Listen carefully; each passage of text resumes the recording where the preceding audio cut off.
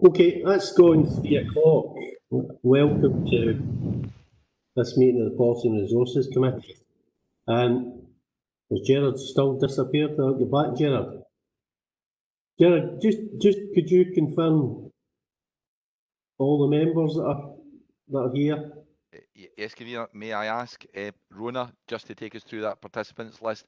And I've phoned Councillor Wilson and I've asked Councillor Wilson to disconnect at least one or possibly two and then phone in again. Thank you. Rona, would you be able to take the Convener through the participants list? Yes, I'll just go through the councillors. Councillor Alfeld, Councillor Clougherty, Councillor Curley for Councillor MacLeod. Councillor MacLeod has submitted an apology. Councillor McCabe, don't see Councillor McCormick. Councillor Crowther is present for Councillor C. McElhenney, Councillor McVie, Councillor Moran, Councillor Rebecki, Councillor Robertson and Councillor Wilson are present.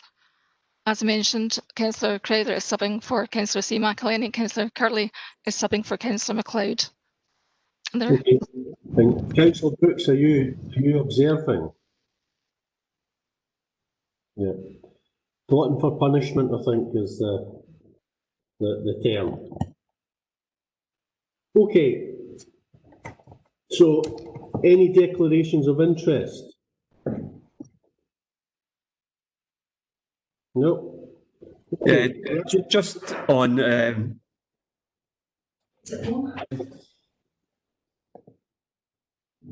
Sorry, could I ask what item that's for?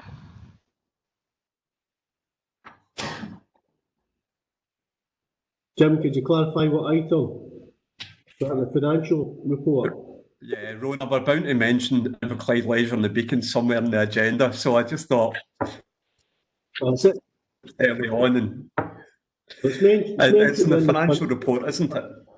Yeah, funding excess costs. Okay. Right, so it was remiss of me not to welcome Councillor Wilson back from the colonies, says he. Are you hearing us, Councillor Wilson? No. He's unmuted. Yeah, he's on mute. So welcome, Councillor. Welcome back, Councillor Wilson. And welcome Councillor Robertson Elizabeth to her first meeting as the SNP group leader, and Councillor Curley Crisp to his first meeting as the SNP deputy leader. So congratulations to both of you on your appointments. So item 2 is the COVID-19 coronavirus scrutiny report. The report has been going to the executive subcommittee. So at the executive subcommittee, basically asked Aubrey to introduce the report, and then we would go through each section of the report and take questions. And obviously, if you wish to ask a question or comment, can you indicate in the chat function, please? So Aubrey, do you want to introduce the report? Okay, Convener. Everybody hear me? Yes. Good. Okay. This report updates committee on actions taken by officers in order to address and mitigate the risks arising from the current COVID emergency. Appendix 1 is circulated to members and identifies actions that have been taken since the last meeting of the PNR exec sub, and provides members with an understanding and background to the decisions that we've been taking to date. Current issues which are particularly pertinent to each of the directorates is outlined in section 5. We have provided an update on the Port Glasgow COVID outbreak, which I think members would find of interest in section 7. And just for members' general information, the Public Health Scotland has introduced a website which now allows for each local authority area effectively to sort of track, or not so much track, but identify the number of positive cases in local authority areas in the last 7 days. So that's useful. We have an update in terms of how we're moving forward on the recovery side, paragraph 8.7, and we're slowly moving to, I suppose, get services moving in line with the Scottish Government's route map. In terms of update around on the education side, notice paragraph 3.2 recommendation that members note the recruitment of additional primary and secondary school teachers, and we've had some, I have to say, positive coverage in recent times at a national level and even at the UK level. So that's been quite useful. And I suppose the touchy subject of car parking, we've suggest, and I think this is certainly a move from the CMT's perspective, that we do not introduce sort of car parks and charges up until at least the new year. That will allow us, as we move into the Christmas period, and hopefully that shops will remain open and we don't have any spikes, to allow local shoppers to come in. There are issues in terms of some of the, I suppose, unsuitable car parking in areas which officers are mindful of, and we certainly will keep an eye on that. And if we may move to introducing parking enforcement in these areas over the period, and we'll certainly let members of the public know well in advance, probably a week in advance, that we're going to start doing that again. So that's a thing to be mindful of as members, because no doubt you will hear about it. Other than that, convener, I'll leave it for you to go through the report and then see members' questions. Okay, thank you, Aubrey. So if we turn to the report, so the first sort of substantive section of the report is the HSCP, paragraphs 5.4 to 5.7. Does anybody want to ask a question on that section of the report? Nope, I don't see any questions. Okay, moving on to Education and Communities, paragraph 5. Sorry, Chana. No. Chana, you want to come On chemist. Surely we should get. There seems to be. We talk to various people. There seems to be mixed messages. One thing that worries you, one to wear a mask or not wear a mask in shops when they're working. Another one is why do they not test their temperature when they come in? Because you can buy one of these little just point and that's it, just for safety. And the other one is a lot of people I've spoken to recently thought it was down to 1 metre and it could just be the same. I says it's no, this doesn't help any. There seems to be a lack of, and I don't mean from us, from authorities coming to not tell me exactly what they're wanting. And folk are getting a mixed message between the 2 metres and 1 metre. And unfortunately, Aberdeen done what they done, other people have done other stuff. But trying to get that people say, look, it's 2 metres. Shortly, I think it's this week coming. You can't even have a queue outside unless. Now that's the sort of thing we've got to watch. Nobody knows what's happening next, but we've really got to work together on this. I don't care who it is, and make sure that we do and know the rules. We don't seem to have the complete rules. I've sent stuff in that I got through my association to Jerry, get a copy, and I sent one to the road to show the guys. Saying, and that's the sort of things we've got to do. Look at it, see how we can do it and how we can use it. So we make sure Inverclyde's free of best we can. And thanks. Okay, Martin, are you wanting to sort of pick some of those issues up? And I don't know, maybe working with George and the communications team, you maybe want to reiterate the message around some of these issues? Yes, more than happy to do so. I think the challenge for everyone is it's been from the start, it's been an evolving situation where the rules have evolved in line with the kind of understanding of how it's transmitted. So it's meant that we've never really had one set of rules, but they've gradually evolved, and sometimes rules for certain sectors are out of step with others. But I would say that what Councillor Rebecca says about the 2 metres and the 1 metre is absolutely true. That the 1 metre is only allowed when additional mitigation measures are put in, and those include the issues about taking people's details, etc., at the door and making sure that you've got contact for parties, etc., so that they can then be contact traced. I think hopefully the rules round about the wearing of face coverings will become a bit clearer as we go on, as I think the government's now extending that to a number of other areas. So I'm thinking that gradually things are becoming a bit clearer, but I think the difficulty has been that as guidance for one area that's reopening is updated, sometimes the guidance for other areas isn't always done in step. It can be a bit out of step, so that can be part of the difficulty. So I suppose, unfortunately, we just have to work with what we have. Okay, but if we could maybe discuss that internally to see what sort of communications potentially we put out. Okay, moving on to education and communities 5.8 through to 5.11. Elizabeth, do you want to come in? Yeah, thanks. Apologies for not giving you advance notice on this one, Stephen. It's just a question about our local response to the SQA issue. Obviously, John Swinney is speaking right now about the situation. I'm trying not to look at it as I'm talking, but there's clearly been an issue and there's apologies being made quite literally right now about it, but I'm assuming that we're doing some local analysis of what the picture has been here. We really just want to get an update on where we are with that in terms of making our case, whatever case we have to make to the SQA on behalf of our young people. But I particularly wanted to ask a question about analysis in terms of consortium pupils, because I just feel there'll be a story there that will really help us get to the nub of what's happened for us and where any discrepancies have been, because you've obviously got young people who are from one school going to another school for a subject.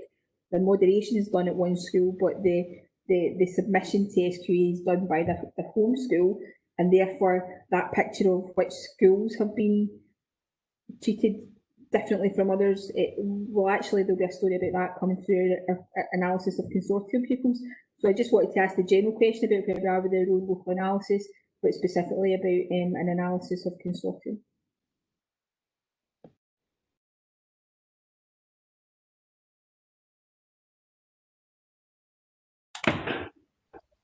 Stephen, you're on mute. That's what I get. I try to stop the feedback. Jim's got a question on 5.11, so we'll bring Jim in on 5.11. Then potentially it'll bring Ruth in, and then I've got another couple of questions. I'll deal with them afterwards. Jim? Yeah. Thanks, Stephen. I suppose it's only right that I comment on 5.11. At the side of me is John Swinney. I don't mean literally at the side of me. I mean he's on the television.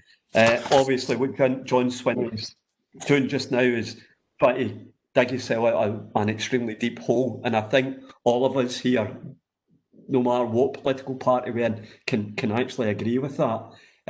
My question is, and what Elizabeth is saying, obviously there has been an awful lot of work done by Ruth and her team, Michael and her team behind the scenes on exactly what this means for children in Inverclyde and young people in Inverclyde. And I suppose without knowing what Mr. Swinney is saying, I would expect that there's going to be changes, because I think even he and the First Minister accepts that they got this wrong. So my question is, many do an awful lot of appeals, Ruth. I would want where you actually thought that these anomalies, and there was anomalies, although the stats showed a good progression in Inverclyde, there were obviously anomalies, where these anomalies were, and what your professional opinion was of why these anomalies came around. Okay, I'll bring Ruth in. Okay, a lot of questions then. I wish I could hear into what the DFM's saying at this time. What I would say is, when we first got the results in, overall, we were exactly where we expected to be. And if we look at the headline figures, S4, we had a very high performing year. S5 was slightly down on last year, but if we remember, S5 was an outstanding year last year, and the same in S6. So probably Implied is mirroring the whole of the country. When you look at the big figures, then we'd actually performed very well. We looked first of all to see how many of our estimated grades had been changed, and again we're mirroring the national average on that. So we're looking at about it was just almost 73% got the score they estimated. 2.5% were graded higher and 25% were graded lower. So that's not dissimilar to the national picture. It's when we started to dig down into what that looked like for individuals that we began to find some unexpected and surprising individual results. What I would say is the use of historical data has meant that if a school or a department was on an improving trend, then that was not reflected necessarily in the pupils' results because they used the historical data. Having said that, when we dug down by SIMD to look at the differences between the estimates and the eventual grades, there was a slight difference, but not a significantly big one. So we're looking at SIMD 1 and 2. About 27.5 were lower than estimated, and then we'll look at 9 and 10, 23. So again, when you began to look for patterns. It's a very interesting question about the consortium arrangements and what the different performance of the different schools, and we have to look at the different departments within the schools made. And we would say that there was some very surprising results that we just would not have expected to see, and that was for individuals. It would be very interesting to look at this, because when we look around at our at the amount of appeals our schools would be putting in, that would be considerable. And we're expecting some schools, and it would be the schools on an improving trend, who would have to submit more appeals to get what their estimates had been than the ones who were perhaps not on that upward lift. And with the attainment challenge, we would expect our pupils in the lower SIMD 1 and 2 to be performing better as well. So we've got to bear that in mind. So what we were most concerned about was the workload for our schools going forward to submit the appeals, and the public perception that you had to fight for those appeals. And actually that, in my mind, this would have been better as a two-phased process, working a lot more hand in hand with the SQA and authorities. So I think there possibly has been a missed opportunity there. I very much welcome that nationally people are having another look at this, and we will continue to work alongside it as we will.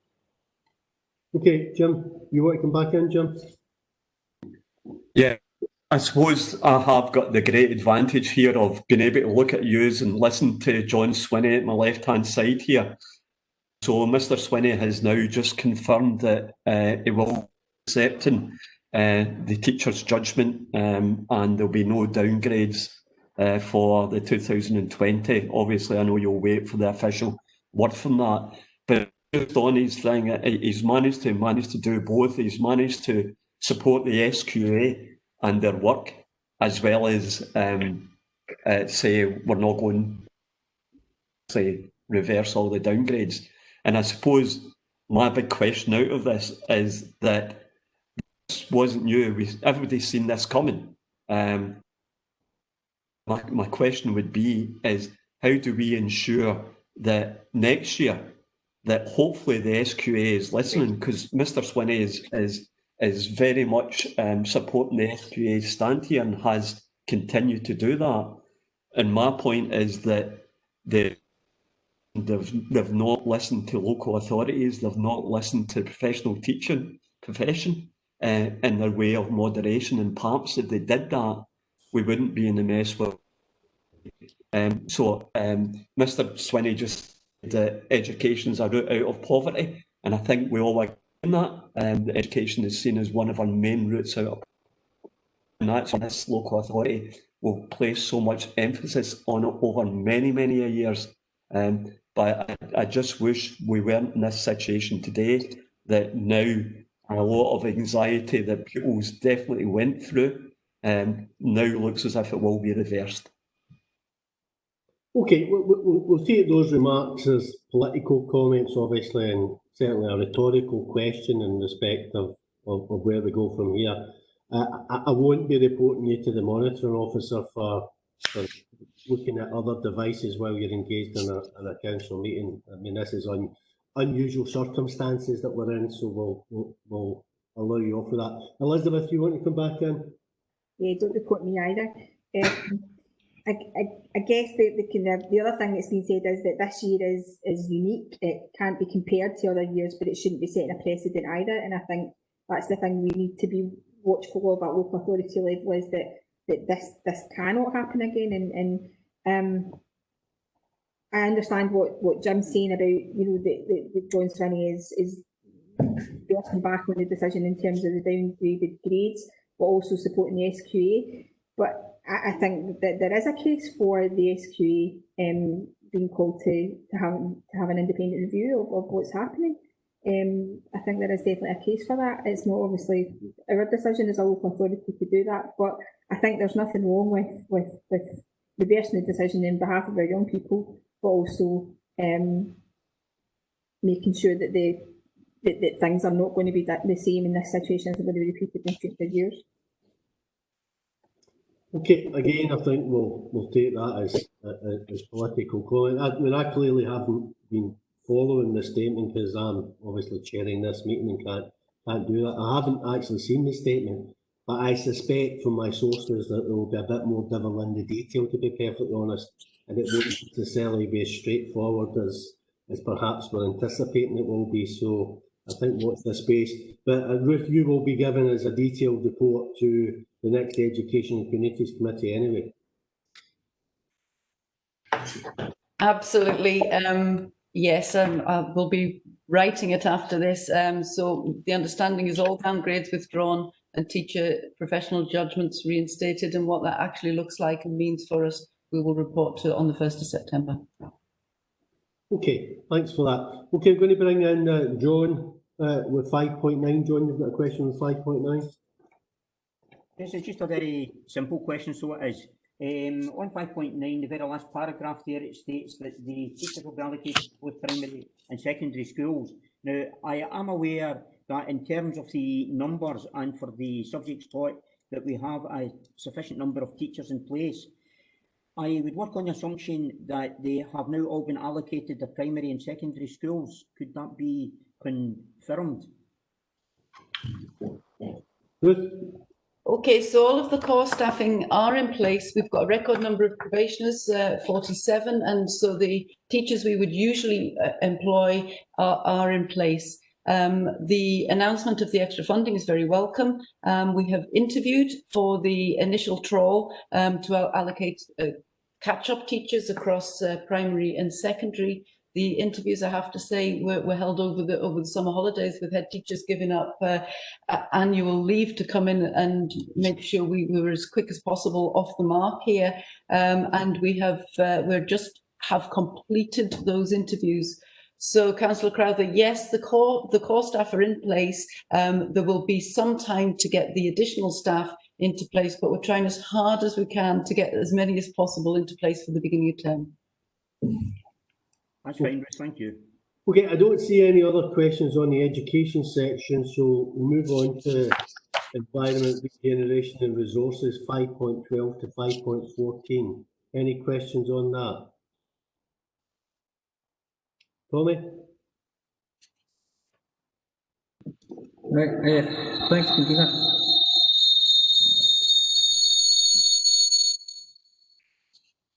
Right, Convener.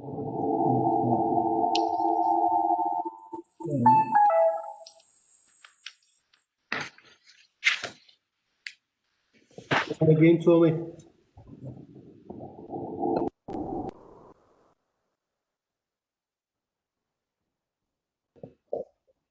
You're on mute, Tommy.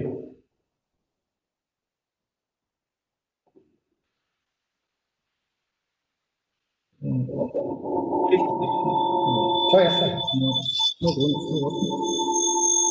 do you want to put your question in the chat, Tommy? Yeah.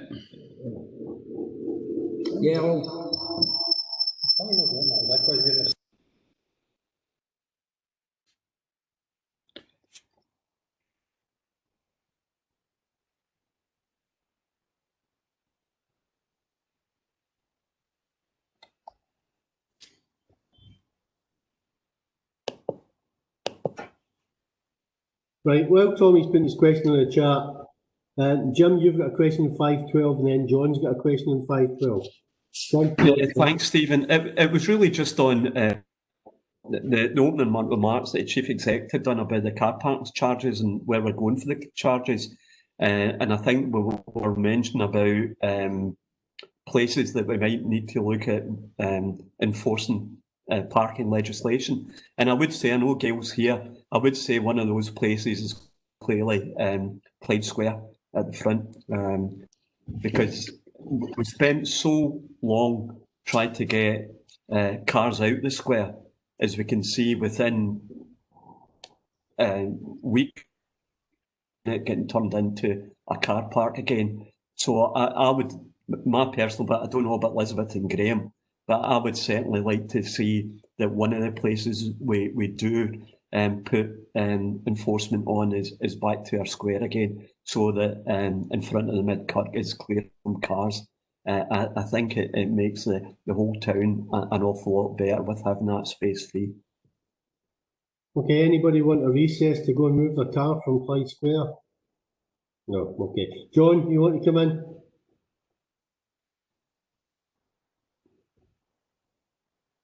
Just waiting for us to come in. On you go, John. Yeah?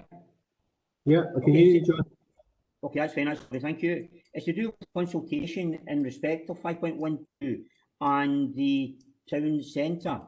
Has there been any correspondence at all with the business community within the town centre, and also those residents who have parking permits?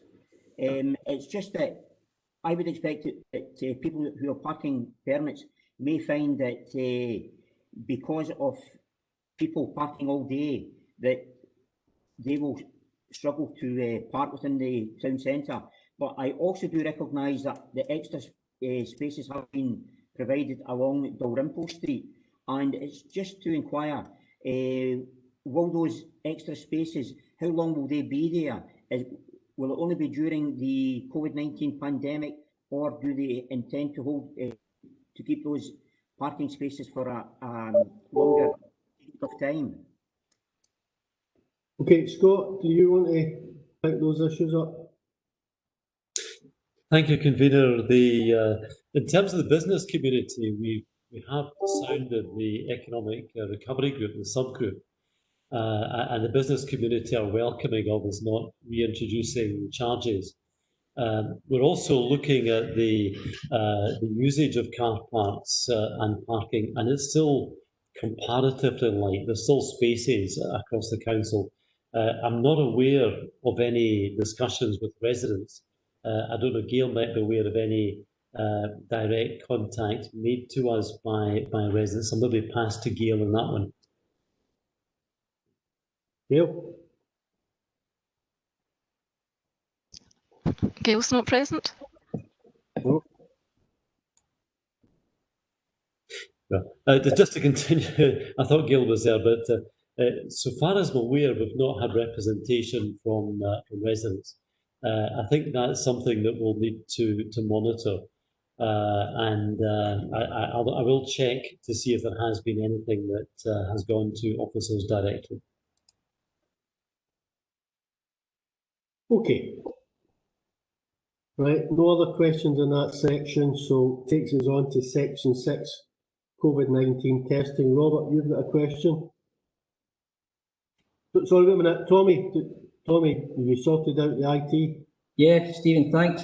Stephen, just talking about the parking, I recognise always want to get people into town at Christmas, etc. But my concern would be that we go back to where we were before with the wardens. People who work in the town hall just park as close as they can, and also when they're parked there, they'll park, if they don't work in the town, if they come in visiting, they'll park for longer than the 2 hours or 3 hours permitted. And I fear we're going to get an avalanche of businesses complaining that customers can't get parked. My suggestion would be to maybe review it at the next P&R, because currently now the schools are opening up and there's going to be more people out and about, and I'm recognising that the churn in the town is down a bit in the last couple of weeks. And my suggestion would be maybe look at this again before we give a go ahead for Christmas, because that busiest time of year for a lot of retailers, and maybe something we should consider. Okay, Scott, you want to come back on that? Thank you, Convener. I think it's important to give a clear message on the charging. But if I was to suggest that we agree to cease charging until the new year, but review the maximum stay periods, it could be the case that we could reintroduce the time clocks, for instance, if committee was minded before the Christmas period. So I could bring that back in the next cycle if that was of assistance. Okay, thanks, Scott. I mean, I think that's something which would go to Environment and Regeneration Committee. So, yeah, happy to go to the next cycle on that. Okay, moving on to section 6. Robert, you've got a question on 6.6.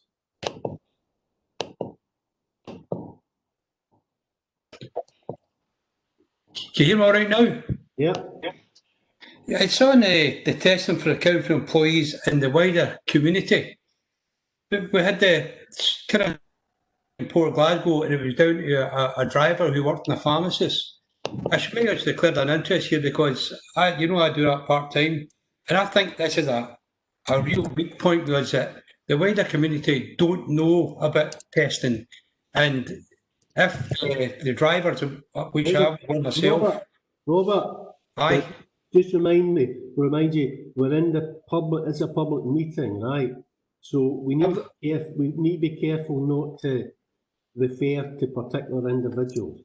I never mentioned any names, Stephen. I don't think I mentioned. What I'm just saying is, I think there's a weakness there within the system, whereas we should be looking to block off before anyone else is in the same position. So the wider community, how do you know where they can access, and should we not be actively contacting people and saying, look, we know you're doing a certain job, you're at a risk, and maybe a risk to people you work for. Do you consider getting a test? And then we would know that was safe, and we could move on from there. That would have people getting out and working different various jobs who might be carrying the virus or might catch it, but we'll never know. So I would like to see that particular thing, the community, we can explore the possibility of contacting them directly and saying, yeah, we think that you might be at risk. We maybe give you a test. I don't know if it's possible, but that's what I would like to see happen anyway. Okay, Martin, do you want to pick that up?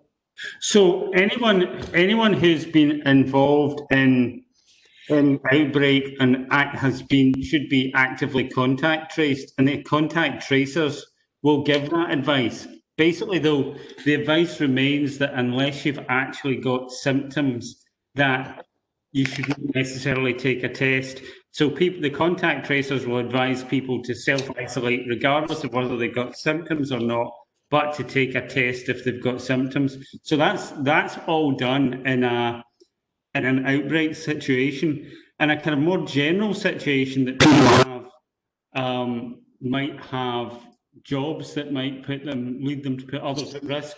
I think the general advice is not to test people who don't have symptoms, because they could be developing it, they could be incubating it, they could have a negative test today and be positive tomorrow. So it's not that helpful, but there is advice given when we have an outbreak by the contact tracers to people as to what they should do and where they should go. Okay. John, Crowther, you want to come in? 6.2.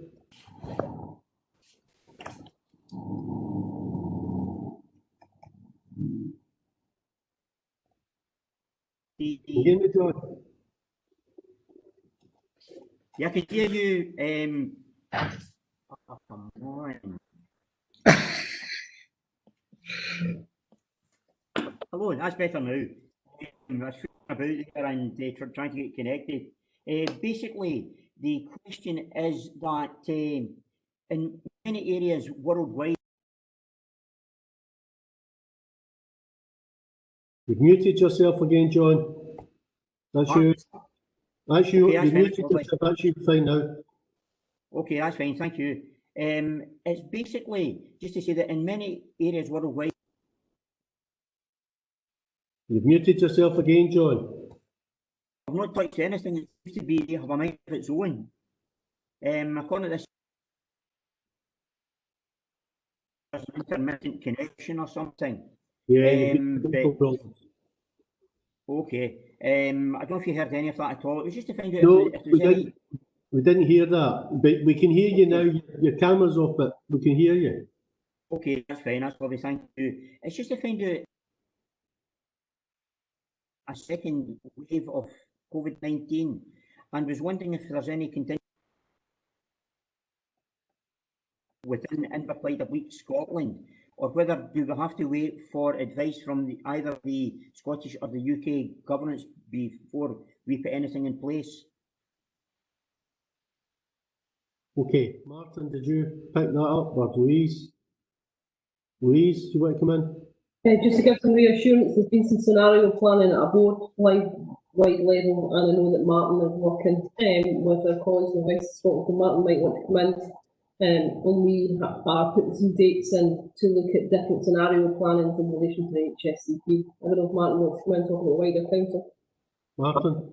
Yeah, so we are also going to look at some maybe a workshop to look at various scenarios that might occur in Inverclyde, depending on just local outbreaks, larger local outbreaks, kind of local lockdown scenarios, and right through to I will not call it a second wave, but a complete resurgence of the virus. So we are going to be looking at that in the next couple of weeks. Okay. Any other questions in that section? I don't see any. So we're on to section 7. Maybe I could ask in section 7. 7.4 says at the time of writing a total of 14 cases of COVID-19 have been identified in the outbreak. Where are we now in terms of that? Martin, could you pick that up? So effectively, as of last Tuesday, the outbreak control team, the incident management team, was put into abeyance because there were no further cases. Now, I can confirm that in the last 7 days on the Public Health Scotland website that I think Aubrey referred to earlier, there have been no positive cases in Inverclyde in the last 7 days. That's not to say that there's not a remote possibility there could have been cases elsewhere, but if there had been, I would have expected the incident management team to have been reconvened to look at those. So at the moment, we are still in abeyance, and the outbreak will be declared over on Saturday if there are no further cases, because that will be 2 weeks after the last case. Okay, thanks for that. Any other questions on section 7? Don't see any in the chat. Okay, on to section 8. Any questions in section 8? Nope. We fair miss Councillor McElhinney when he's not here. Okay. Oh, Robert, you've got a question in section 8, I think. 8.7. Yeah, 8.7. I don't know if it's a question, but I was watching the lunchtime news today, and Disclosure Scotland's got a programme out on Monday night coming. It's got Inverclyde, the COVID capital of Scotland. So I don't know if you've any work to speak to them, but we're talking about a recovery plan here, so it's coming our way on Monday. So I don't know if you spoke to them and tell them what's happening here, but that's just come out Monday. Disclosure Scotland, 7 o'clock, Monday night. Inverclyde, the COVID capital of Scotland. Yeah, I can't wait for that. I was actually interviewed, and I did tell the interviewer I wasn't happy with her referring to Inverclyde as the COVID capital of Scotland. I just think that's not a particularly nice badge to have, and I don't think it's a fair badge to have, to be perfectly honest. But yeah, it'll be interesting to see what the programme is about. There's lots of positive things have happened during the COVID-19 outbreak in Inverclyde, and I think that was partly certainly the interview I had was about a significant response on the part of public services, the third sector and volunteers, and I think the response generally was positive. So I would hope it will show a positive side of Inverclyde, but being a bit of a sceptic, I'm not so sure. So we'll need to wait and see what the programme brings. But certainly, I'll be tuning in. Okay. Right, moving on to the appendices. There's nothing in the first appendix. The second appendix, we've got 76 and 77. Any questions on those? I don't see any. Okay. Right, so back to the recommendations. So 3.1 we've been asked to note. 3.2 is asked to note. 3.3 is around car parking charges and suspension, and I think we've, in addition to what's been agreed there in terms of charges, we've agreed there'll be a further report in the next cycle to the Environment Regeneration Committee around parking enforcement. Gerard, you can keep us right on that. Convener, I had noted, Convener, for the committee's approval, cease charging until the new year, but investigate and review the length of stay periods, the time issues for other car parks, and report back to the next E&R cycle, to the next Environment and Regeneration. So it was cease charging until new year, but report back on the length of stay periods and report that back to E&R. Is that satisfactory, Convener? Yeah, are we okay with that, committee? Yeah, nod your head if you're okay with that. Convener, just for clarity, are we saying that where there are areas where there are yellow lines and people are not observing the sort of no stopping, are we okay then to move forward that if the problems persist, that we'll give appropriate notice and then move forward with enforcement? Yeah, I mean, I would think that would be appropriate. Are we in agreement with that? Yep. Yep, seems to be a general agreement on that, Aubrey. Thank you. Okay, thanks for that. That takes us on to item 3, funding of excess COVID costs. Alan?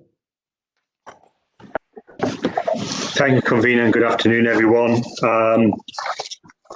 This report seeks approval from committee as to how to fund the estimated £5.8 million of net costs arising from COVID in this financial year. The member working group have considered this report and have made proposals which are encapsulated in Appendix 2 and summarised in Appendix 3. Appendix 3 gives a reconciliation showing how the estimated costs can be funded from reserves, when that includes £180,000 worth of initial proposals arising from the recovery plans, and they'll go to the September Policy and Resources Committee for consideration. Thank you. Okay, Elizabeth, you want to come in on this one?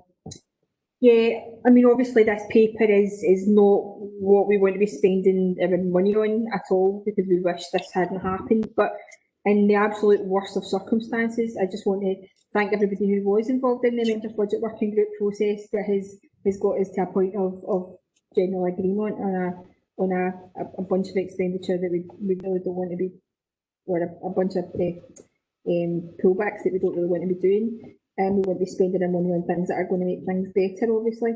In the kind of notion of taking positives out of negatives, I wanted to ask a question about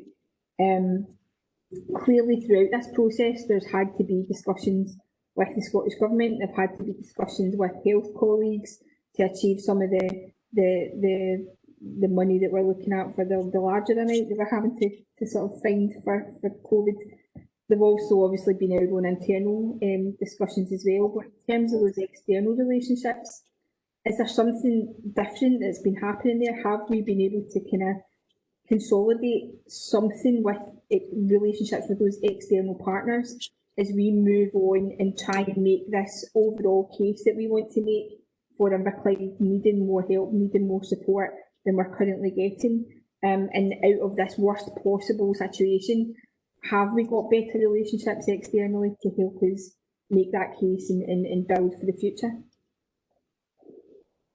Okay, I mean, I don't think we've made really any fundamental progress at a local level around specific funding for Implied. Obviously, at a national level, we are engaged through COSLA in trying to secure additional funding for local government overall, which will flow down to Implied, and we're hopeful that there will be some more money coming in the not too distant future through that particular route.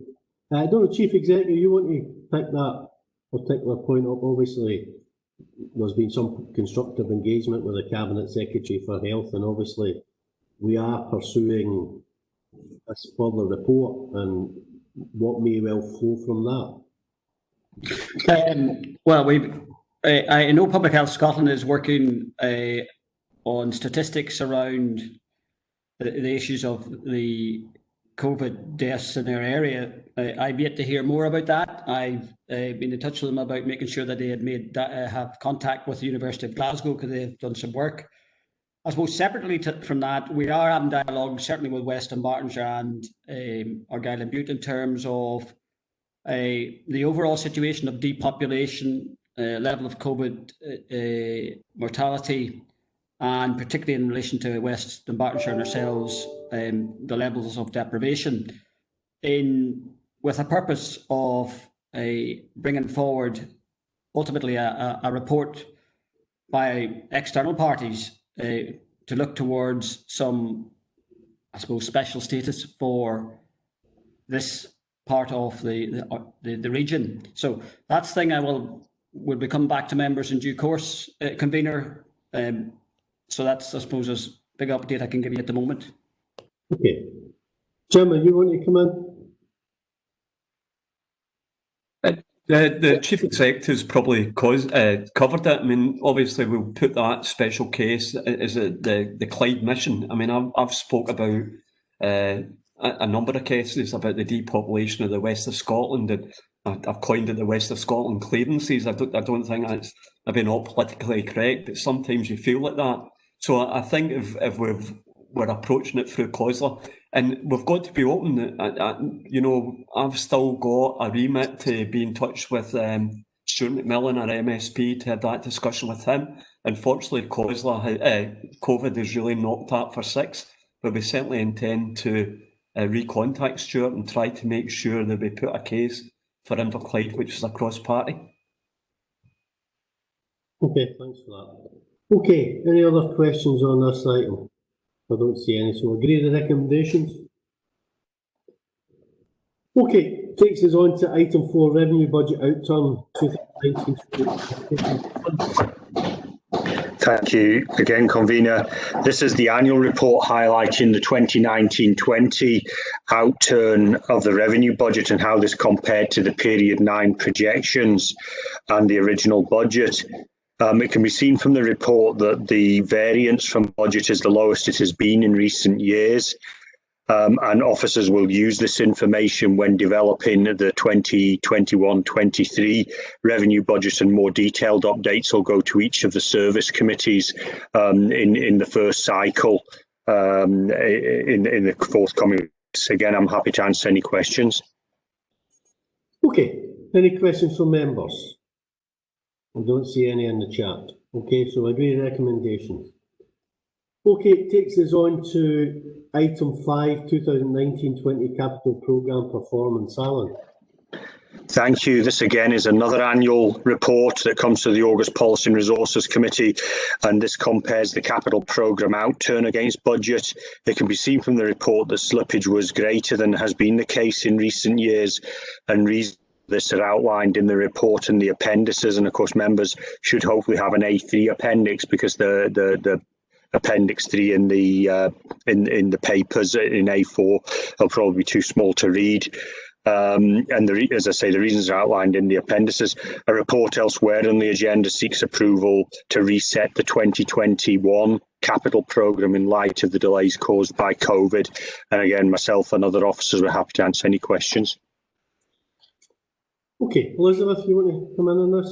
Thanks again, Kira. I'm probably just going to get my assumptions challenged here. That's the kind of main purpose of this. My understanding is that the 10% margin that we put for slippage is a metric that we've imposed on ourselves. It's not something that's been externally imposed on us. Is that right, first of all? Alan? I can confirm that was the case. That was a result of a decision that the Policy and Resources Committee took a couple of years ago.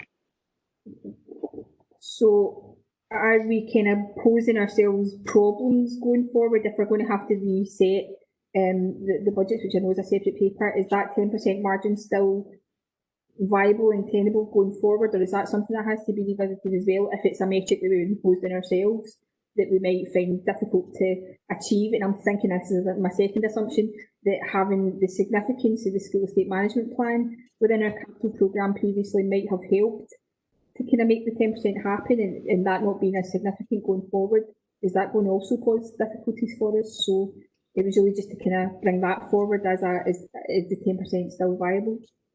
I mean, I'll bring you in a second, Alan, but I mean, we've certainly had discussions internally around this sort of 10% figure, and whether actually, setting aside, we've had 13% in the previous year, actually, the 10% figure isn't challenging enough. When you look at the averages, it is about a challenge to spend the capital programme, and for the capital programme to deliver improvements which obviously improve the quality of life. In terms of the next paper, the proposal is to revise the programme, so push the programme essentially forward or back. And if you apply the 10%, you're applying the 10% to the revised programme. The issue is you need some, I believe, you need some sort of challenging target to ensure there is a focus on delivery. Whether it's 10%, whether it's 5%, whether it's 15%, I suppose is a discussion, but it's a performance target that has been agreed through discussion, principally with the Chief Executive, I have to say, and he might want to comment on it. Alan, do you want to come in and possibly Aubrey? Thank you, convener. If I can maybe start off, yes. Like many performance targets that the council sets, like collecting council tax, etc., we set our own target, and officers report back on that. And depending how we do against the target, then allows members to challenge back to officers, etc., on performance. So that's the main reason for having a target for the capital programme, which has been stated in previous years. It's been a national issue that's highlighted by Audit Scotland. Has been slippage in capital projects, so that's why we have a target in Implied as well. I think it's a fair point looking forward as the capital programme gets a bit more fragmented, as things like the school estate plan their end, and we've had the big leisure estate plan, then it's slightly more difficult to manage the overall spend, etc. So it's something that officers obviously need to bear in mind when they're setting the target in the first place. But at the moment, there's still a significant spend going through the capital programme. I think it's almost £70 million over the next 3 years. So I would recommend to members it is important they continue to measure performance against that. I think it's important to have a target. I mean, we can have a debate about the level of it. 10% seems to me a reasonable figure, because if we're setting much larger, I suppose, figure at 25%, then are we really managing the programme?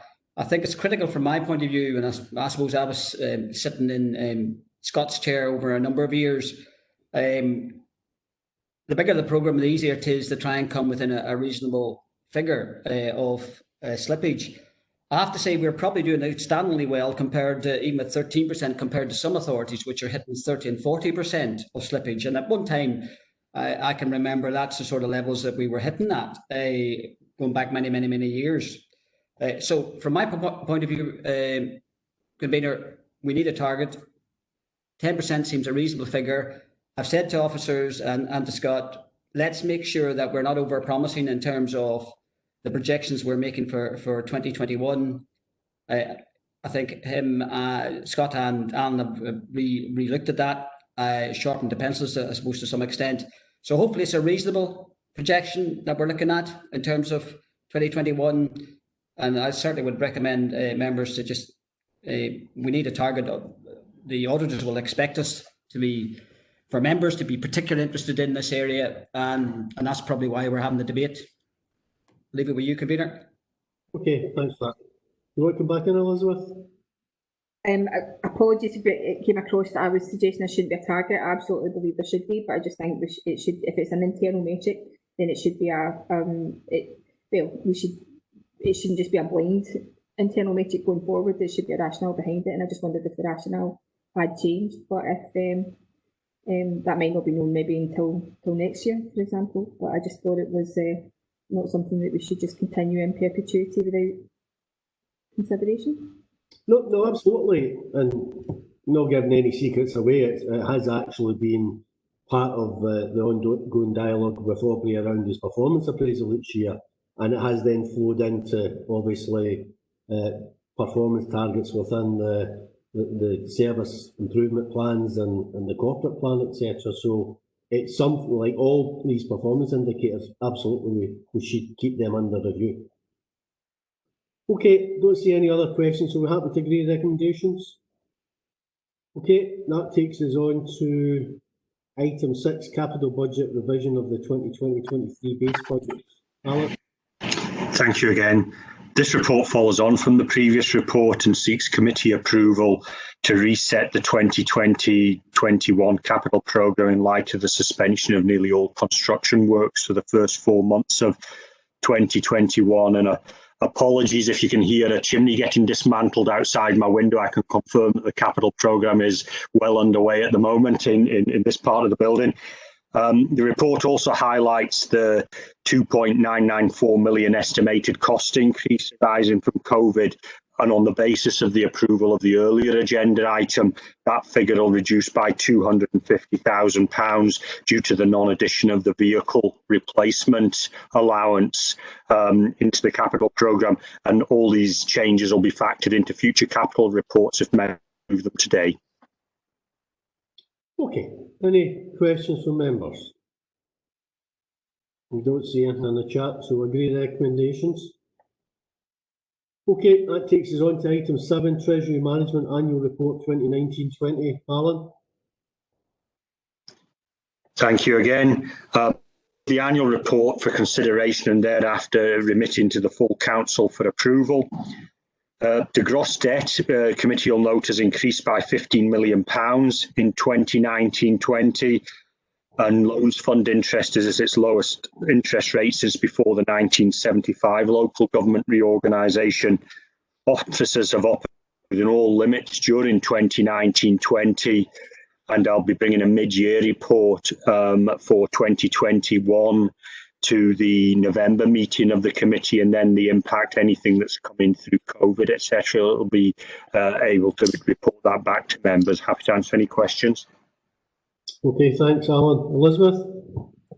I'm okay. It's fine. Alan's answered my question. That's fine. Thanks. Okay, good stuff. Any other questions? No. Okay, agree with recommendations. Takes us on to item 8, Inverclyde Council Corporate Plan Annual Report 2019-20. Louise is going to speak to that. Thank you very much for that. So this is the annual report. It's the second annual report of Implied Council's corporate plan for 2019-2020, which you'll find as an appendix at the back of the report. The corporate plan highlights the actions and outcomes against the Council's 10 organisational priorities. And just to highlight that this plan is one element of the Council's strategic planning and performance management framework, and the SPI KPI report will be taken to this committee later in the autumn. Both reports aim to provide information to you to enable informed judgment on the Council's progress in the past year.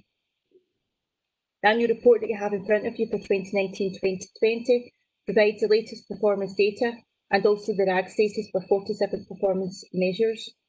And it states that 55% of the data has improved performance, 23% have declined in performance, and 21% have declined performance of 5% or more. Examples of the performance measures are outlined in section 5.5 of the report and also in the actual plan itself. And just to highlight that the corporate plan works in parallel with the aspirations of the Implied Alliance Lloyd, which was approved by the Alliance Board in June 2020. The recommendations of the report are that the committee approves the corporate plan annual report and notes that the Lloyd has also been approved by the Alliance Board earlier this year. Happy to take any questions. Okay, thanks, Louise. Elizabeth? Thanks. Thanks again, Stephen. If we were sitting in the chambers, I would obviously be saying right now, I really love a corporate plan. I always try to. So because we're online, it's no different. I still love the corporate plan. It's more a comment than a question. I do feel that we undersell what we do through this corporate plan annual report, and it's a bit of a shame in some ways. So I just want to kind of highlight a couple of things. And these are examples, there's a few more that I haven't picked out, but page 77, big page 77 is Councillor Wilson would call it. There's the 3 sections that are set out there, and it's talking about writing plans and getting accreditations and holding events, and the events resulting in networks existing.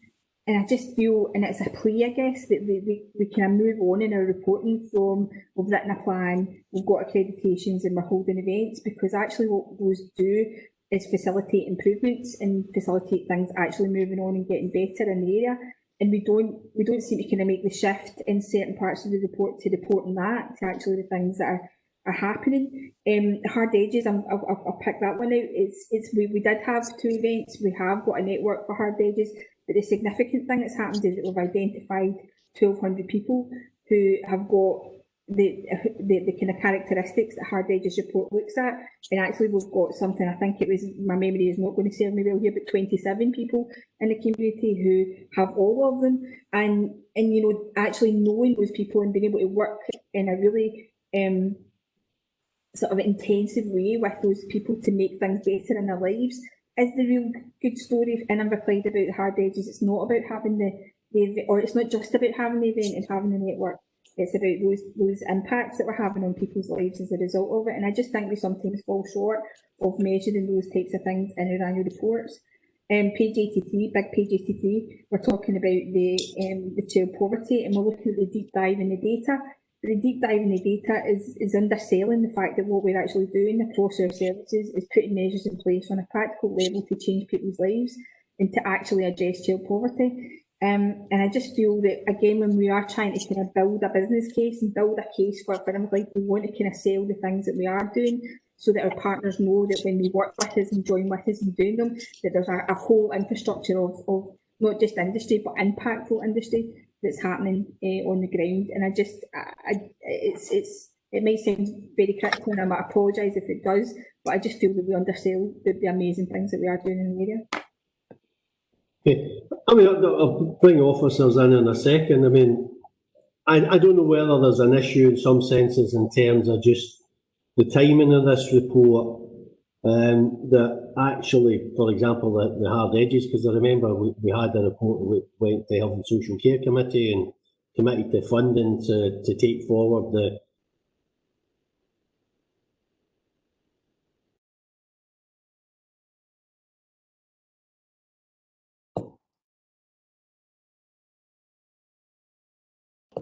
Convener, we're losing your comments, Convener. Convener, we're losing your comments here.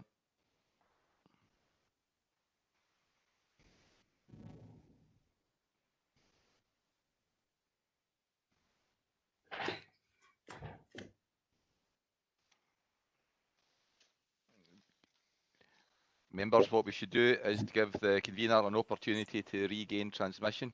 If that's not possible within an early course, we'll ask the Vice Convener to chair part of the meeting and consider an adjournment. Bear with me a second, please. Okay.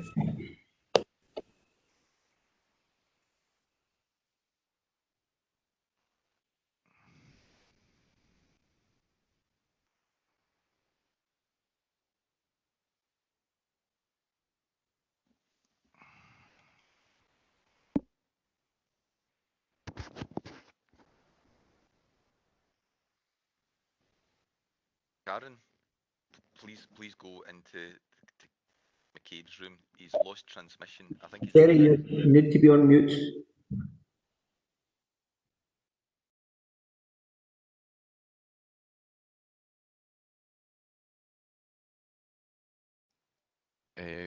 Members, Karen McVeigh is just going to Councillor McCabe's room just to see if he can render any assistance to Councillor McVeigh just now. To Councillor McCabe just now. Thank you.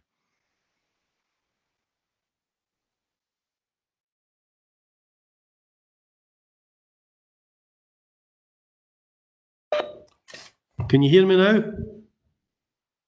Yes, Yep. Convener. Yes, Convener, we can hear you now. You're back. We lost you at the start of your remarks at this item.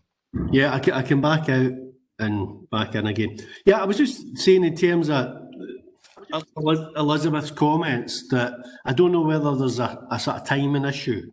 And this is obviously a corporate plan report update covering a particular period up to the end of March. And in terms of the hard edges, I know that there was a report that went to the Health and Social Care Committee about how we take that forward, and there was funding allocated to work with the particular individuals that you had mentioned, Elizabeth, but by the end of March, I'm not so sure how far the progress would have been there.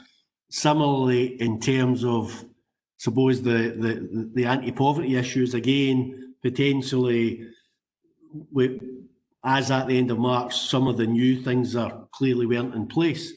Although sometimes I agree with you, there's things that we're maybe doing on the ground, routine stuff that we've been doing for years in a sense, that we don't recognise. But I suppose the corporate planning process appears to be focused on improvement. So it's about setting a corporate plan for improvement, setting the departmental or service plans for improvement, and they don't necessarily recognise all the good work you're doing at the present. It's about how we can improve on that. But I think it's a fair comment that we can look at for future reports. I don't know, Louisa, you want to come back in? Just on that, when we were talking about timing issues, part of the plan we did request case studies so that services have the opportunity then to highlight some of the work that they're doing now, as well as take forward some of the areas for improvement. So there are opportunities for people to say, this is what we're doing and this is what we've achieved, and reflect back, as well as implement, the areas that they want to improve in. Okay. The Chief Executive's hearing that, so I'm sure we can have a discussion at the CMP around that for next year's plan, and maybe look at how potentially we can better sell what we're doing along the lines that Elizabeth suggested.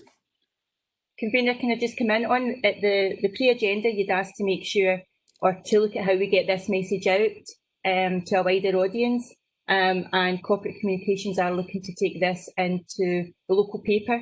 So that there's, again, the good messages that are coming out of this corporate plan are highlighted through the Greenock Telegraph to try and reach as wide an audience that we can in Implied. Okay, thanks, Louise. Okay, any other comments? I don't see anything in the chat. Stephen, you're asking how to compare things. What we should be doing is check what other folk do with the items we're thinking about and see if we can learn off of them and how to improve our services that we're talking about, all the different things. Because I keep saying we don't praise ourselves enough in this area for all the good around. We're talking about the kids and the way we treated them and made sure they got to school and all, when we took them into care. And a lot of folks say, well, you shouldn't do that. I'll tell you, it's made a big difference to them, and it helps people from getting down the wrong road. And there's other stuff that we've done. And surely, God, let's blow our own trumpet for what they do, because we've got decent people there, as I say, with compassion. I'm trying to help folk to have a better life, and this woman there is going to help us. And just by looking at something else, there's what we're missing out on, and there's what we're doing. You learn something every day. Okay, Louisa, you maybe want to just touch on some of the things that we do to try and obviously learn from others. Yes, thank you. So we do look at benchmarking against other local authorities, whether that's through the LGBF, you know, how are we doing against other local authorities with our indicators, but also each local authority get a best value audit completed. And when we get the recommendations from that audit, we have a look to see if there's anything that we should be picking up or anything that we're already doing. And if there's something that's a gap, then we make contact with those other local authorities. So we do benchmark against other local authorities for good practice, and also obviously through the LGBF to share where we can increase against the indicators. And I think obviously officers will be in various networks as well and able to sort of share good practice or learn from good practice from colleagues in those different networks. And we obviously have various awards each year, for example, the COSLA Awards, and again, I think we try and learn good practice from those as well. Okay, any other comments? Okay, can we agree with the recommendation? Okay, that takes us on to item 9, General Data Protection Regulation Update. Andrew's going to speak to that. Thank you. Can I just check, can everyone hear me okay? Yep, Peter. Andrew's going to... No problem. Thank you. So yeah, this is the annual General Data Protection Update. The previous update was provided on the 21st of May 2019. A summary of the GDPR post-implementation plan is provided for in the appendix. The main completed actions of note since the previous update are that the Information Asset Register now has a new IT system in place to allow services to easily maintain their respective IARs. The Data Sharing Agreement Register is available on Icon, again to allow services to easily view which agreements they have in place to allow data to be shared more efficiently and effectively. Data breaches in paragraph 5.15, I've provided 3 tables over 2 reporting periods.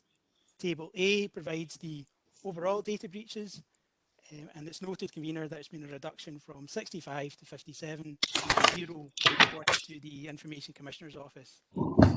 Table B provides data breaches by directorate, and it's noted, convener, that the 2 main services are education and children and families and criminal justice for those that have the most data breaches, but this is to be expected to a certain extent given that they deal with the most and large volumes of sensitive personal data. And the last table, table C, provides the nature of the data breaches broken down there, and it's noted, convener, that the 2 main data breaches are caused by disclosure in error and employee error. So disclosure in error is sending to an incorrect recipient, and employee error is sending it to an incorrect drive. These are basic mistakes, and whilst the aim is always to try and reduce these types of data breaches, it's to be expected there will be an element of human error to take into account.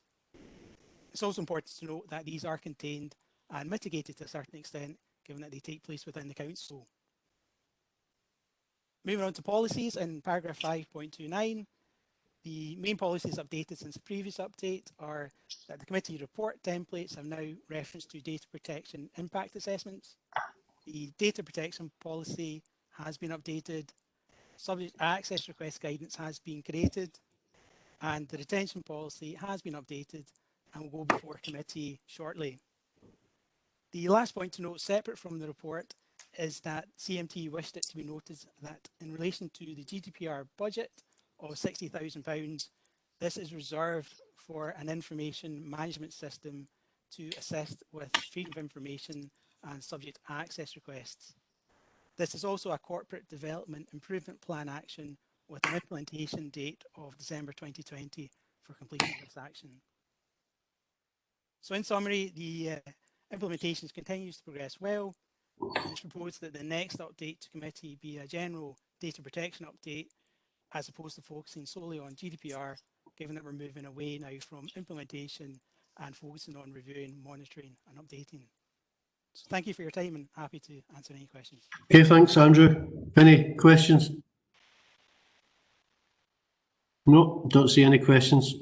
Okay, we agree with the recommendations. Okay, that takes us on to item 10, review of Community Council grant funding. Peter's going to speak to that. As the can everybody hear me, by the way?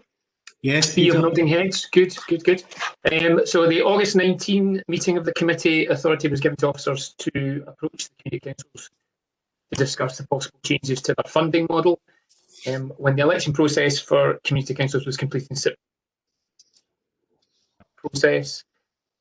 community councils were contacted by email and offered meetings to discuss the issue, and the options were put to them. Those are set out at paragraph 4.5 of the report. We got feedback both from those meetings and by email from the community councils, and that's set out in part 5. Part 6 just sets out the proposed funding model that officers have put forward. In terms of that model, the changes that members should be aware of are currently the whole of the grant is an administrative grant. We're proposing to split it now. That part of the grant will be admin pure, and the other part will be for project funding. The fixed part of the grant was always calculated on the basis of a fixed sum plus so much per head of population. That fixed part is now being classed as the administrative grant. Some of the feedback requested more flexibility, or as much flexibility as possible, rather, as regards that element. So we've reduced that to £500, whereas previously it was 700. That's dealt with at paragraph 6.7. The per capita section of the grant is now going to be the project grant. That's dealt with at paragraph 6.5. The previous funding scheme didn't provide for any limit on what balances could be carried forwards. Now, this hasn't happened, but there is a risk that there would be excessive amounts of public money held onto the community councils and not being spent by them. So we're proposing to introduce a limit on how much they can carry forward. Again, that's set out in the report at paragraph 6.8. We have to date exercised some flexibility with community councils if in a given financial year they have not provided us with all the necessary information to release their grant. Rather than some flexibility to still get that grant in the subsequent year. In terms of the funding scheme we're proposing, just to bring it into a consistent approach with other grant funding the council provides, it would now be the case that the grant will only be available. The grant. There are some material changes here into what the community councils will have to deal with. We are proposing a transitional period to allow some bedding in and allow them to familiarise themselves with it. That was originally proposed to be a period of 1 year in terms of the report that came before the committee in March of this year. Obviously, we have had COVID-19 happen since then, so we're now proposing that be a 2-year transitional period. Now, that would mean that any balances that the community councils hold as at the 31st of March this year would not result in a reduction of their grant that will be released to them this year, and similarly any balances that are held at the end of this financial year will not result in a reduction of next year's grant. If, as at the 1st of April 2020, any of the unpaid grants for both year 18-19 and 19-20 will still be available, and of course the 2021 grant will become available. From the 1st of April 21, we're proposing that the 18-19 grant would then cease to be available if it's not been released, but they would still be able to claim their 19-20 and their 2021 grants. And at that point, the 21-22 grant becomes available. From 1st of April 2022, we're proposing that this transitional period comes to an end, and that would mean that any unpaid grants for 19-20 or 2021 would be lost, and of course the 2020-22-23 grant becomes available. When we're looking at their spending for last year, that is the year up to 31st of March 2020, we would review it in terms of this more flexible scheme, which should make the whole process of the review of the various paperwork simpler. Happy to deal with any questions. Okay, thanks, Peter. Elizabeth, you got a question on this? And then Jim. Thanks. I'm not sure, this is me, I really don't think that the question that I have is addressed in the paper, so apologies if it is, and please direct me to the part where it is, if it is. My understanding of some of the frustrations of the community councils is that once they have the grant, if they want to spend a certain amount, they can. If they want to spend over a certain amount, they have to come back to officers to get permission to do so. And I know that there's a frustration about how long that process can sometimes take. And I'm not sure please let me know if it is and I've missed it. I'm not sure that's addressed in this paper in the scheme in terms of the flexibility that community councils might want to have in the amount that they can spend over the grant at any given time. Peter? Under the present scheme, the whole of the grant is meant to be used for administrative purposes only. So that means that if they want to carry out a community project with it, that needs to be justified as being some form of promotional activity for them. Whereas which is why they have to come and speak to us just to be satisfied that we can justify it on a promotional basis. In terms of the scheme that's now proposed, as opposed to that rule applying to the whole of the grant, that's only going to apply to this £500 section. The rest of their grant is project grant for them to deal with, not quite as they see fit, but broadly. And if we look at paragraph 6.5, that sets out the basic purpose, if you like, for the rest of the grant, which is projects which, in the views of the Community Council, are likely to advance or promote or improve the well-being of any part of their community, council area, and or any person or persons resident within the area. So we're no longer having to say, the classic example I can think of is community defibrillators. So no longer having to look at that and say, okay, how are you going to secure a promotional benefit for your community council? You're going to put a plaque on it. It's fairly self-evident that putting a defibrillator in is for the benefit of the community and meets that test. So the level of scrutiny that's going to have to be applied to any of the proposed spends is going to be significantly less under this new proposed scheme.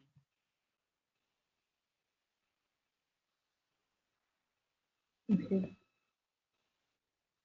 Okay. That's good.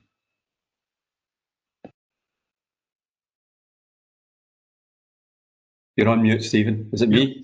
Yep. Okay.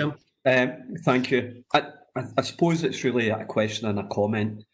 We do know that, again, not community councils all round Inverclyde, and the most glaring example of that is Greenock Central and Greenock East.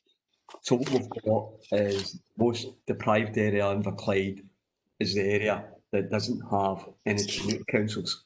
So whereas we can see other areas that would have the benefit, quite right as well, to be able to do wee projects in the area, we do see in probably the areas that need it the most, and you can see from the papers, the areas with the biggest population from a community council in Inverclyde have still not got them. Now, we do know that there is community groups. There's the community group for Broomhill and Central Greenock that meets at the Broomhill hub now.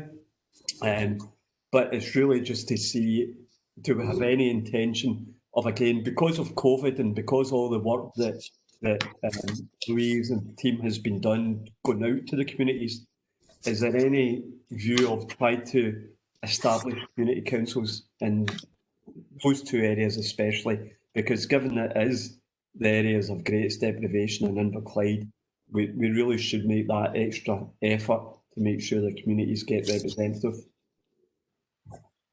Okay, Peter, do you want to pick that up? Sure. Well, we're in discussions with our CLD colleagues at the moment, just to get back out there in the communities and see what interest could be generated in those areas where we haven't established community councils.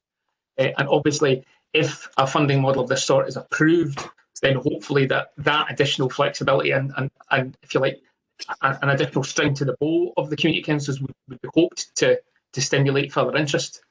But we are, as I say, we are speaking to CLD colleagues and seeing how we can try and stimulate that additional interest in those areas to try and bring forward for the community councils. I think it would be useful if we could have a report on that to the relevant committee in the not too distant future, just to see where we are and what we could do further to address that issues, whether it's we accept there's not going to be a community council and an alternative mechanism for supporting community groups in the areas, or that we've got a genuine prospect of establishing community councils in the areas where there aren't. So I think it would be useful to get a report in the near future on that. Okay, any other questions or comments? No. So we agree the recommendations plus a report in due course in terms of those areas where there aren't community councils established and how we can seek to address that. Okay, That takes us on to item number 11, use of anti-poverty funds, remit from the Policy Resources Executive Subcommittee. Alan. Thank you very much, Convener.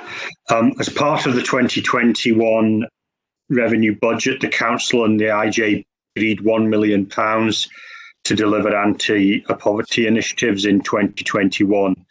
A process for the allocation of this funding was approved by the Alliance and noted by the Policy and Resources Committee in March. Unfortunately, this was just in the couple of weeks before lockdown. Lockdown has made the approved process impossible to deliver this year, and so the Policy and Resources Executive Committee asked that officers develop proposals for the use of the £1 million in 2021, and they be presented to this meeting of the Policy and Resources Committee. Officers have developed proposals totaling £1.5 million as set out in the report and appendices, and this fully utilises the £1 million fund plus some other funding from the Scottish Government and existing council, the marked reserves. The Members' Budget Working Group have considered this report and would support the proposals contained within. I and other officers are happy to answer any questions. Okay, Elizabeth, you want to come in on this? Yeah, it's a comment rather than a question. Again, we've not really got the process that we wanted to have, obviously because of the unique circumstances that we're in. I think it's amusing that we've not kind of just said, well, that money now has to wait until the processes can be put on in place. I think it's to everybody's credit that we're saying this money needs to be getting out there, doing what it can do to make things better and alleviate poverty, that kind of stuff I was talking about earlier on for our community. So again, it would have been quite easy to go, oh, well, the process can be up and running. We've not done that, and I just wanted to kind of pay tribute to everybody for making that decision. Okay, thanks for that. Chris Culler, you want to come in? Yes, thank you, Convener. It's just on item 5.2. Just to discuss this with Stuart and Scott last week, and I think it's a very good idea. But I'm just wondering, long term, is really how do we sort of interface this more with the school offering? Because obviously we've got a large concentration on academic achievement and academic equity. We also want to have equity of what we call of people who are maybe not going to be going to university, but we should be able to make use of vocational courses more in schools. So I'm just wondering how we can see about long term, how we look at this, we look at the outcomes that have been achieved in this, and see about how it is possible to actually bring this as a more of a more normal option within the school educational within our school offering. Okay, Stuart, you want to come in on that? Thanks, Convener. The pilot that we ran last year was very much a pilot, and because of the success of that, that's why we're suggesting that we run it again. We were really thinking outside the box last year, and because of the success of this, we believe that we need to just have closer liaison with our colleagues in community learning and development, along with the schools. Clearly, the fact that the More Choices, More Chances team now sits within my service, there's better liaison there, and we believe that the success that we've seen up till now can be mimicked further in future years. Okay, any other questions?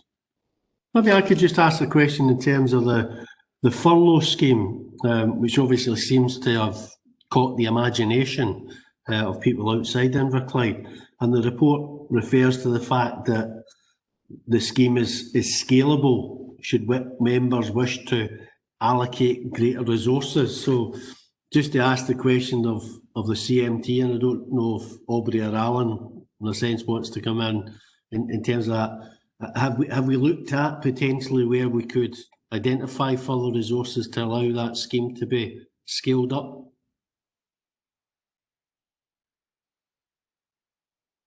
Sorry for that. Yeah, and in terms of resources, clearly I and my team will continue to keep a very close eye on the estimated extra net costs to the council of COVID this year, and part of that will be monitoring any extra funding that comes from the UK government.